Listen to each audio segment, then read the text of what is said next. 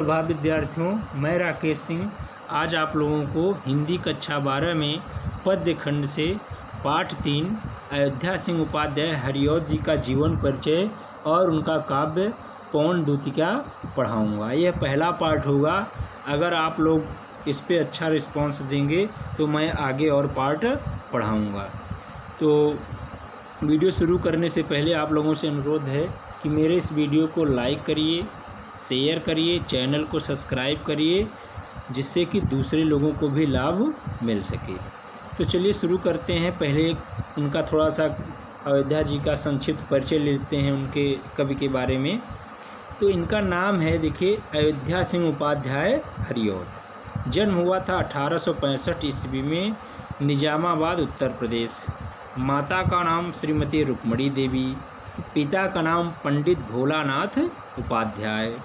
शिक्षा, इन्होंने स्वाध्याय से इन्होंने हिंदी, अंग्रेजी, फारसी, संस्कृत भाषा का अच्छा ज्ञान प्राप्त किया। कृतियाँ इन्होंने क्या क्या लिखा है, तो पहले काव्य संग्रह है कि प्रिय प्रवास, वैदेही वनवास, रस कलश प्रबंध काव्य है, चोखे चौपदे, चुबदे चौपदे, पद्य प्रसून, ग्राम गीत, कल्पलता, ये मुक्तक काव्य है। फिर उपन्यास है प्रेम क्रांता, ठेठ हिंदी का ठाठ, अधकिला फूल। उसके बाद है नाटक प्रद्युम्न विजय और रुक्मणी परिणय। तो नाटक इनका है प्रद्युम्न विजय, रुक्मणी परिणय। और उपन्यास है इनका कल्पलता, ठेठ हिंदी का ठाठ, अधखिला फूल। हिंदी इनकी उपलब्धियां हैं हिंदी साहित्य सम्मेलनों के सभापति, कवि सम्राट, साहित्य वाचस्पति आदि उपाधियों से इनको, तथा प्रिय प्रवास पर मंगला प्रसाद पारितोषिका या पारितोषिक इनको मिला। मृत्यु इनकी 1947 ईस्वी में हुई। चलिए आगे देखते हैं। इनका पहला है पद्यांश, जो है पद्य है कि बैठी खिन्ना एक दिवस, वे गेह में थी अकेली, आके आंसू दृग युगल में थे धरा को भिगोते। आई धीरे इस सदन में पुष्प सदगंध को ले, प्रातः वाले सुपवन इसी काल वातैनों से। संतापों को विपुल बढ़ता देख के दुखिता हो, धीरे बोली सदुख उससे श्रीमती राधिकायों। प्यारी प्रातः पवन इतना क्यों मुझे है सताती, क्या तू भी कलुषित हुई काल की क्रूरता से। तो सबसे पहले इसका संदर्भ हम लोग देखेंगे कि प्रस्तुत पद्यांश हमारी हिंदी पाठ्य पुस्तक हिंदी में संकलित अयोध्या सिंह उपाध्याय हरिऔध द्वारा रचित पवन दूतिका शीर्षक कविता से उद्धृत है। प्रसंग देखिए, प्रसंग में यही बताया जाता है कि इसमें इस कविता में क्या बताया जा रहा है। तो प्रस्तुत पद्यांश में राधा द्वारा प्रातःकालीन पवन को फटकार लगाने का वर्णन किया गया है। राधा को लगता है कि प्रातः की सुबह सुगंधित वायु उसके दुख को और अधिक बढ़ा रही है।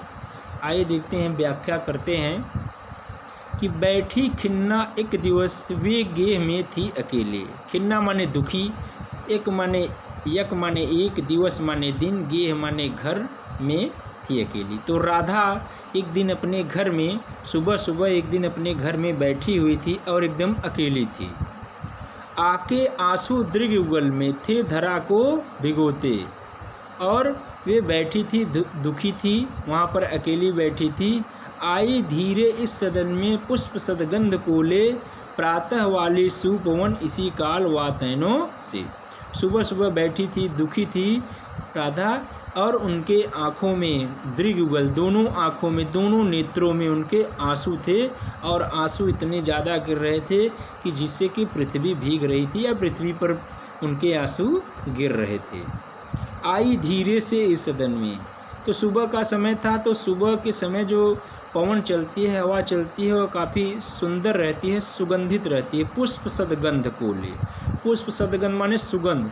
तो हवा में जो सुबह की हवा चलती है, सुबह बहुत सारे पुष्प खिले रहते हैं, तो उन पुष्पों से जो सुगंध निकलती है, उन सुगंधों को भी हवा अपने साथ लेकर प्रातः वाली सुपवन, सुबह वाली हवा में वह लेकर इसी काल वातैनों से, वातैन माने खिड़कियाँ, तो सुबह की हवाएं राधा के पास आ रही थी खिड़कियों के माध्यम से, जो राधा को और अत्यधिक दुखी कर रही थी।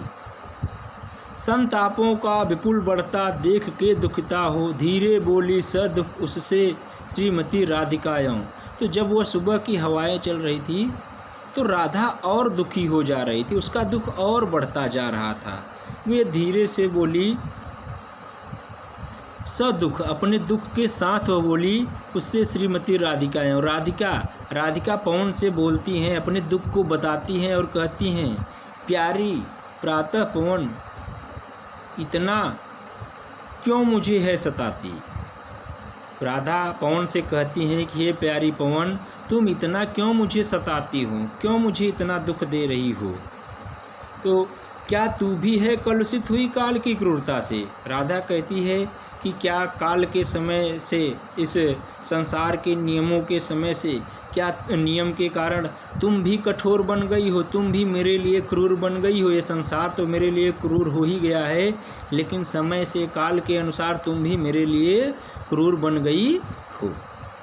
तो देखिए इसमें काव्य सौंदर्य है, में भाव पक्ष है, राधा की मनोदशा का भावपूर्ण चित्रण हुआ है, रस है वियोग श्रृंगार, और कला पक्ष में है भाषा खड़ी बोली, शैली प्रबंध है, छंद है मंदाक्रांता, अलंकार अनुप्रास तथा मानवीकरण, गुण प्रसाद है और शब्द शक्ति अभिदा है।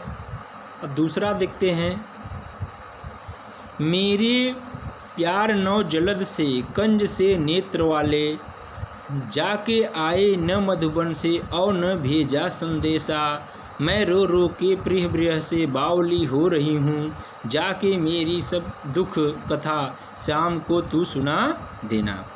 अब यहाँ राधा पवन से कहती हैं कि अब जाके तुम मेरी जो दुख है, मेरी जो कथा है, वह मेरी व्यथा है, वह कृष्ण से जाके अब तुम बताओ।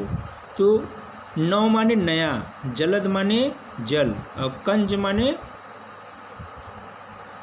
कमल। तो यहाँ देखिए संदर्भ पूर्वोत्तर रहेगा और प्रस्तुत पद्यांश में राधा के द्वारा पवन को दूतिका मानकर कृष्ण के संदेश भेजा जा रहा है। वे पवन से मार्ग में पड़ने वाली सुषमा का वर्णन करते हुए, अर्थात सुंदर रास्ते का वर्णन करते हुए उससे प्रभावित नहीं होने के लिए कहते हैं कि रास्ते में अगर अच्छा कोई चीज़ें पड़ जा रही हैं तो उससे प्रभावित न होना, और मेरे संदेश को सीधा लेकर तुम उनके पास ही जाना। अब यहाँ देखिए कि मेरे प्यार नौ जलद से, अर्थात मेरे श्री कृष्ण, मेरा जो संदेश है उसको हे पवन तुम लेकर जाओ किसके पास, मेरे प्यार नौ जलद, मेरे प्यारे श्री कृष्ण जो नए जल के समान हैं और कमल के समान नेत्रों वाले, कंज माने कमल, नेत्र वाले, जो कमल के समान नेत्रों वाले हैं, जाके आए न मधुबन से।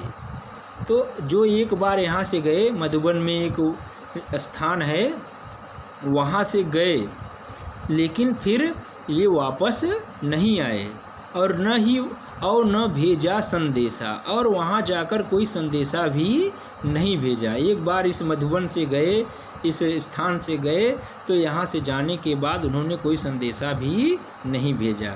मैं रो रो के प्रिय विरह से बावली हो रही हूँ, और मैं उनके प्रेम में पागल हो के, रो रो के मैं बावली हो गई हूँ, एकदम पागल हो गई हूँ, लेकिन फिर भी उन्हें कोई चिंता मेरी नहीं है।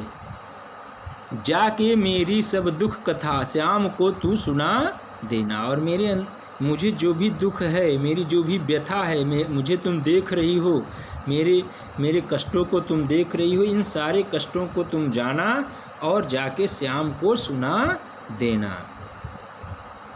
ज्यों ही मेरा भवन तज माने छोड़ना, ज्यों ही मेरा घर, मेरा भवन, यहाँ से जाते ही, जैसे ही तुम मेरा घर छोड़ोगी, अल्प आगे, अल्प माने थोड़ा, थोड़ा सा ही तुम आगे बढ़ोगी, तो शोभा वाली सुगंध कितनी मंजू कंजे मिलेंगी। यहाँ से जैसे ही तुम थोड़ा सा आगे बढ़ोगी मेरे घर को छोड़कर, तो तुम्हें रास्ते में शोभा वाले बहुत सारे सुंदर सुंदर, मंजू माने सुंदर और कुंजे माने लता झाड़ियों से घिरा हुआ बहुत सारी लताएं, झाड़ियाँ, कुंजे, मतलब एक शोभामान स्थान तुमको रास्ते में मिल सकता है। प्यारी छाया मृदुल स्वर से मोह लेंगी तुझे, और रास्ते में जैसे ही तुम आगे बढ़ोगे तुमको बहुत सारी अच्छी अच्छी लताएं, अच्छे अच्छे स्थान मिलेंगे, उनकी छाया मिलेगी।